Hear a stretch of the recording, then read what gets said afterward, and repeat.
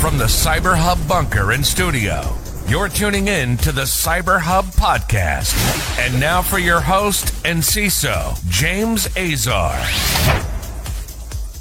So good morning, security gang. Happy Monday and welcome to another episode of the Cyber Hub podcast. James Azar here, your host and Chief Information Security Officer. A packed show for all of y'all today. But first of all, if you watched the show on Thursday, I said we may or may not have a show today. The reason today was a travel day. I was supposed to be in Israel. In fact, yesterday we were supposed to fly to Israel. Obviously, given the war and the fact that the air is shut down, there's no planes going in or out of Israel at the moment. I was supposed to be there for Cyber Week next week. That's been postponed. And so I'm back in the studio trying to reel from what was supposed to be a 4 or 5 week vacation and some business while out there to being home. We pray for the people of Israel, and we pray for the innocent people in Iran, and hopefully this dictatorship and regime you're under is swiftly obliterated and becomes part of the evil history of evil regimes in the world. So with that being said, we've got a packed show for all y'all today, including what's happening in Canada with WestJet. And we'll go into the cyber aspect of the Israel-Iran war, and there's going to be a whole lot more on that custom content coming later today, and so much more. So without further ado, join me for a coffee cup cheers. I've got my double espresso this morning. Coffee cup cheers, y'all. So I drank all the coffee I got from Israel in March. I regret it. I was kind of counting on being in Israel to get it. All right. For all of our friends that are still here in the States that couldn't make it back to Israel, I'm sorry. I hope your families are safe and well. We'll start with WestJet, Canada's second largest airline behind Air Canada, in investigating a cyber attack that disrupted access to some of their internal systems as it responded to the breach. WestJet gave the traditional kind of PR. They're investigating it. Something happened there. The attack did prevent customers from being able to log into the website and mobile app. Those services were quickly restored. A Saturday morning update from WestJet said the company resumes operations to run safely, but the attack had impacted access to some of its software. So again, airlines are like energy companies, and here's what I mean by that. Energy companies have a firewall between IT and OT, and airlines have something very, very similar. Now, while IT and OT interact in the airplane, it's not really connected, meaning it's a one-way data diode, right? The plane is communicating with the ground. The plane is communicating. It's not receiving anything other than communications. So it's there's stability of the aircraft. Have aircraft been hacked before? You've been upon owns before. You've been to kind of some of the zero-day initiatives that Trend Micro puts on. We've seen stuff happen of systems of airlines, but not the entire avionics. Again, the avionics run locally on a lot of these aircrafts. So there's that separation there. Now, this was an IT attack on WestJet. This IT attack did impact their application, so it was an AppSec type of account potentially disrupting. It could have been. It doesn't seem to be ransomware. It could have been some sort of maybe. Like a backdoor into their application development or something along those lines. I'm assuming here. I don't know that for a fact. I don't have anyone that's given me any sort of information on that. So we'll leave that there. Government offices in both North Carolina and the great state of Georgia are reeling from recent cyber attacks. Thomasville, North Carolina, home to 30,000 people, said essential services will still be available, but many city systems are still offline due to a cyber attack. The cyber attack started last week on Thursday, and it targeted its municipal systems. Again, we're seeing this happen there. Thomasville is about 30 minutes south of Winston-Salem, which has its own city systems knocked off a line by a cyber attack. About 3 hours south in Georgia, the Ogochee Judicial Circuit District Attorney's Office warning the counties it governs about phone and internet outages impacting its work. The office published updates in local newspapers and on social media saying the operations are limited and several offices will be closed to deal with a cyber attack that started on Tuesday of last week. Georgia's judicial system split into 10 regional districts where court administration is run locally. The Ogeechee district covers 4 counties that are home to about 180,000 people, the most populated of them being Effingham and Bullock counties. So those systems are offline. And again, we're seeing more and more of these municipal types of cyber attack. Municipalities typically don't have effective cybersecurity governance. Part of it is budget, but budget is no longer an excuse. You have so many companies today that give you the basics, just a whole package of cybersecurity. It's a lot of times it's education. They just don't know it. And what they don't know, they can't execute. And so it's on us to help these counties there. We'll move to the war going on in the Middle East. Sorry, this came off a bit off alignment here. Radware reporting a 700% increase in cyber attacks against Israel since the military campaign against Iran began on June 12th. The data indicates a significant escalation in malicious network activity targeting Israeli infrastructure. The 700% surge in malicious activities within 2 days stems from cyber retaliation operations by Iranian state actors and pro-Iranian hacker groups. Some of this included DDoS attacks, infiltration attempts targeting critical infrastructure, data theft, and malware distribution campaigns, according to Ron Myran, VP of Cyber Threat Intelligence at Radware.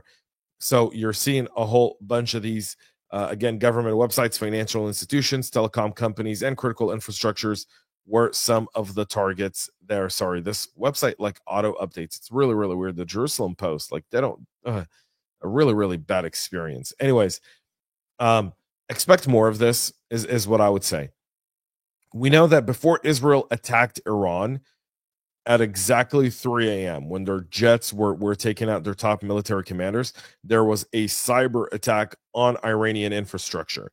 So Iran was hit not just kinetically through warplanes and missiles, it also had cyber warfare, crippling some of its system, knocking down communications, and so much more that also happened there. So the retaliation of cyber attacks here really expected, and I expect that cyber warfare will be central, kind of like what we see between Russia and Ukraine.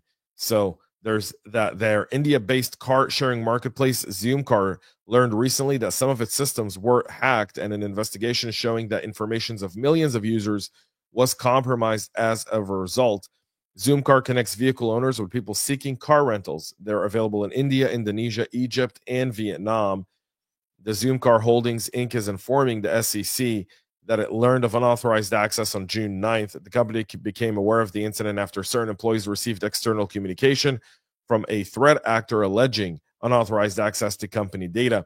So this doesn't seem to be a ransomware attack, but rather a data theft and then an attempted blackmail of that. And by the way, like this can either be a very, very young cyber criminals, because effective organizations exfiltrate the data, but then they don't really go about it in this method. So interesting move here. The investigation to date has determined that the attackers accessed a limited data set that included the personal information of 8.4 million users, which it described as a subset of users. Some of those customer information includes the name, phone number, car registration number, physical address, and email address.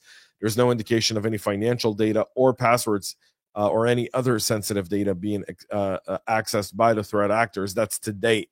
Again, the more you go in, the farther you dig, the more you discover. And so we'll keep our eye out for this one so you don't have to. Attackers are impersonating U.S. government compromised email accounts of prominent Russian researcher. Keir Giles, a prominent British researcher on Russia, announced this weekend that several of his email accounts had been targeted with a sophisticated account takeover by attackers impersonating the U.S. State Department. In a warning on LinkedIn, Giles, the author of The Russia War on Everybody and a consulting fellow at the Chatham House think tank, told his contacts to handle with caution any unexpected emails they receive from him.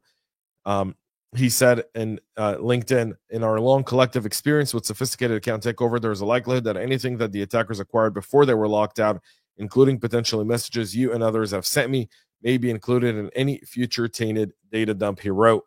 It follows Giles, being targeted last year by attackers working for Russia's intelligence services who impersonated researchers and academics in an ongoing campaign to gain access to their colleagues' email accounts. So again, talked about Israel, Iran, Russia, Ukraine. Russia continues to go after Russian experts in the West.